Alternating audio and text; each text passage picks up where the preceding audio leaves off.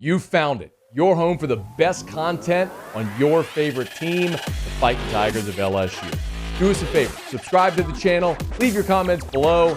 Be sure to smash that like button.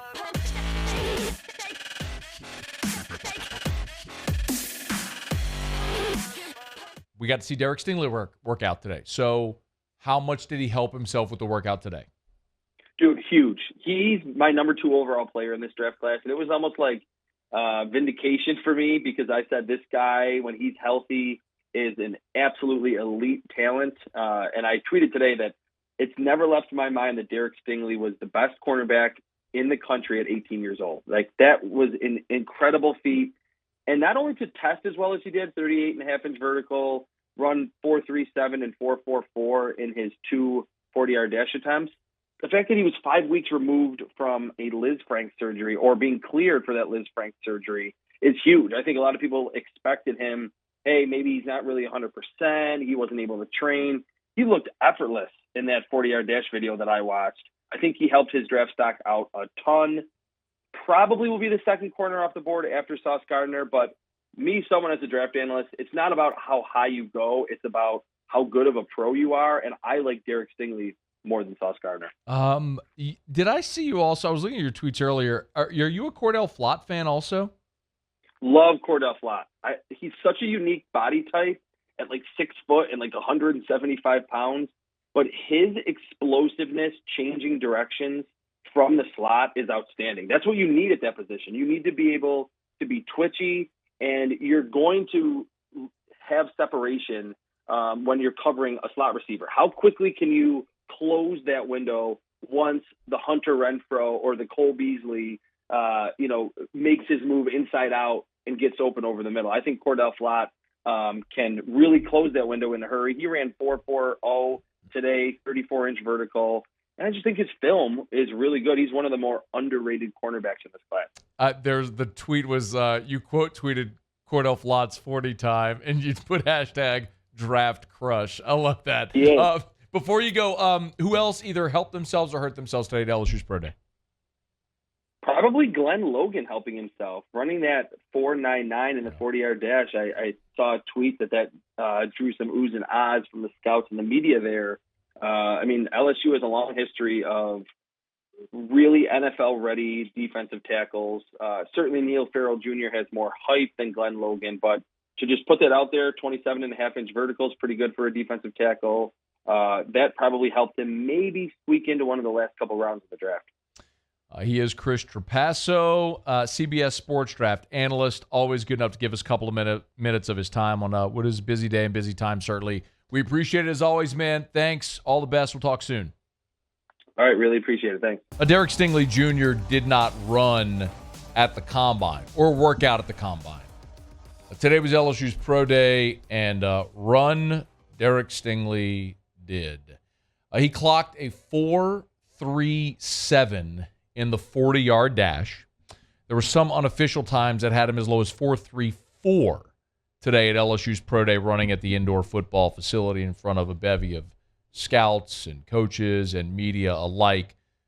Derek Stingley did exactly today what he needed to do, which was prove that he's healthy and then answer questions about his injury, which he very likely did at the Combine. As we talk about often, the most important part of the Combine is it's not really the workouts, it's the physical and it's the interview sessions with teams. So Stingley very likely already has answered all the questions that we all publicly heard today for the first time. He probably did that part in Indianapolis. What they needed to see was that he was healthy. And, boy, he looked good running around today. 4.37 on the 40. He went through all the agility drills, and he popped. That should be no surprise. There was a reason Derek Stingley was one of the highest-rated prospects to ever show up on LSU's campus. The reason he was able to transition immediately as a freshman and be an All-American and the best cornerback in the country on a national championship-winning team. He's an incredible athlete. And the thing you know about Derek as well is that he's also just a fantastic young person. He's comes from a great family and a great pedigree, and we know all of that because we've gotten to know the Stingleys over the years from the time we've all been aware of Derek when he was a sophomore at the Dunham School. So this isn't anything new. We know about Derek and his ability and who he is. He's just got to show that to the scouts and the NFL teams here as he's in an important job interview, for lack of a better word. But the thing that we all learned today that maybe we didn't know was the significance of the injury he had and how it all happened. So what Derek Stingley disclosed today is that he suffered a Lisfranc injury on the first day of fall camp. And he played those first 3 games this year with that Lisfranc injury. So he did try to play through it. And ultimately it was clearly affecting his play. And so he got it fixed. And I can't say that I blame him in any way. When you go, the other option would have been continue to play on an injured foot, continue to play poorly, continue to have people question you, and then take care of it after the season, which would put in jeopardy your ability to play in the opener, which would cost you even more money. So I don't in any way blame Derek Stingley for making the decision he did, especially now that you know that. That's something we all learned today that NFL teams probably learned at the Combine and through this whole pre-draft process. But what Derek Stingley needed to do was go run today, prove that he's healthy, and he did that. So, look, if Sauce Gardner is taking over Derek Stingley, whoever drafts him, I think in a decade is going to look back and regret that, because you're looking at a guy in Derek Stingley that for a long time was considered undeniably the best talent in this draft, certainly the best cornerback talent in the country. And if you pass on him because he had a Lisfranc injury and didn't play much, yeah, I get it. The last 2 years he didn't play much. He had injuries the last 2 years that he had to play through. But he'll go off the board high, and he'll make a lot of money, and he'll play for a long time in the NFL as we all anticipated he would. So congrats to Derek Stingley on a day that he needed. He needed this day. He needed a day where he could go out there and be athletic and show all the reasons why he deserves to be a top pick in the draft. By the way, this was Stingley after his pro day when he was meeting with reporters. I mean, it was good. It was fun.